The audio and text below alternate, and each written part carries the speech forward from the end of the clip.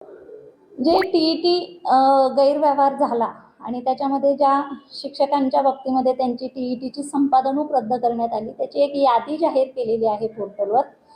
ती यादी आम्हाला उपलब्ध आहे. मी त्यासाठी स्वतंत्रपणे एक 15 शिक्षकांच्या, टेक्नोसावी शिक्षकांच्या ऑर्डर काढल्या होत्या आणि त्या टेक्नोसावी शिक्षकांना दिवसभर बसवलं होतं कम्प्युटर लॅब उपलब्ध करून देऊन, आणि ते एक्सेल शीटमधून हे नावं आम्ही सगळी 100% नावं सर्च करून घेतलेली आहेत. कारण आम्ही 2 पद्धतीनं ते टीईटीच्या त्या यादीमध्ये आहेत की नाही ह्याची पडताळणी करण्याचा प्रयत्न केला. पहिल्यांदा आम्ही जी यादी दिली होती कागदपत्रांची की तुम्ही कोणकोणती कागदपत्र पडताळणीसाठी घेऊन यायची आहेत, त्यामध्ये त्यांनी टीईटीच्या त्या याच्यामध्ये तुम्ही आहात का हे आम्ही त्यांना विचारलं होतं.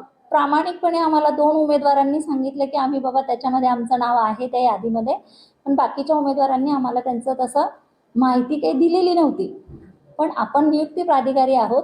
नियुक्ती प्राधिकारी असल्यामुळे आपण एक स्टेप पुढे जाऊन कागदपत्र तपासणी करणं आवश्यक असल्याने आम्ही पूर्ण ती एक्सेल शीटवर सर्च बारचा ऑप्शन वापरून सर्व शिक्षकांना म्हणजे मदतीला घेऊन पडताळणी केलेली आहे. तर आज अखेर ह्या 599 पैकी 11 शिक्षक आम्हाला असे आढळलेले आहेत की त्या ज्यांची संपादनूक टीईटी घोटाळ्यामध्ये समावेश असल्याचं कारण देऊन रद्द करण्यात आलेली आहे. अशी एक 11ची यादी आत्ता आमच्याकडे आहे. या व्यतिरिक्त त्यांचे चारित्र्य पडताळणी केली जाणार आहे. चारित्र्य पडताळणीचे जे रिपोर्ट त्याबाबत येतील त्यानंतर त्यांच्या नियुक्तीबाबत निर्णय होईल. दुसरं एक मेजर आम्हाला जे आढळलं, सुप्रीम कोर्टाचा डिसिजन आहे अनुसूचित जमातीसाठीचा, की अनुसूचित जमातीची जर वैधता नसेल, म्हणजे प्रमाणपत्र नसल्यानंतर तर घेतच नाही, पण वैधता नसेल तर त्या कॅन्डिडेटला तुम्ही नियुक्ती देऊ नये. त्यासाठी 2019ला एसटी पदावर ज्यांनी यापूर्वीच नियुक्ती दिलेली होती त्यांना अधिसंख्य करण्याचा निर्णय पण शासनाने घेतलेला आहे. त्याच्या आधारे स्ट्रिक्टली आम्ही ते पण पाहिलेलं आहे की कास्ट व्हॅलिडिटी, कास्ट सर्टिफिकेट जरी असेल त्यांच्याकडे जर आणि व्हॅलिडिटी नसेल तर नियुक्ती देणार नाही, अशा स्पष्ट सूचना असल्यामुळे आम्हाला एसटी कॅटेगरीमधले 6 कॅन्डिडेट असे मिळालेले आहेत की त्यांनी एसटीचा क्लेम केलेला आहे. नियुक्ती त्यांची एसटीच्या प्रवर्गातून आहे, पण त्यांच्याकडे ॲज ऑन टुडे व्हॅलिडिटी नाही आहे. तर असे 6 कॅन्डिडेट आम्हाला मिळालेले आहेत. त्यानंतर आम्हाला 30 कॅन्डिडेट असे मिळालेले आहेत की त्यांच्यामध्ये स्पेलिंगमध्ये मिस्टेक आहेत.